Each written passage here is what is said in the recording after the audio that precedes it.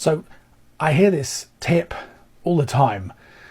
When you're setting up your limiter, adjust the threshold so that you're getting 1 or 2 dB of gain reduction. And it's rubbish. It doesn't make sense. Imagine you use that rule on an acoustic guitar ballad and a full-on mix with drums, guitar, all the rest of it. You'll end up with an acoustic ballad that sounds louder than the full-on mix. So what would I suggest instead? Set the output ceiling of your limiter so that it is -1 dB true peak, and then adjust the gain of the song going into the limiter according to the music, so it feels right musically, so that the two songs work well relative to each other.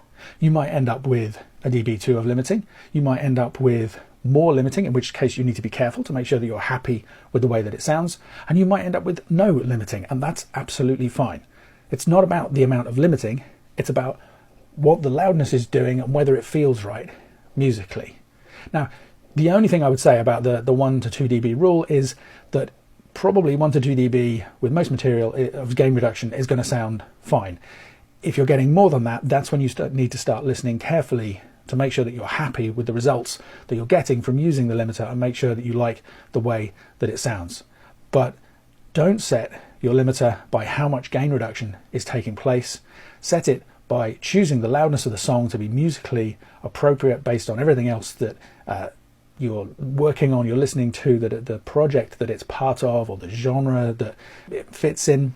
And if no limiting takes place, if there's no gain reduction, that's absolutely fine.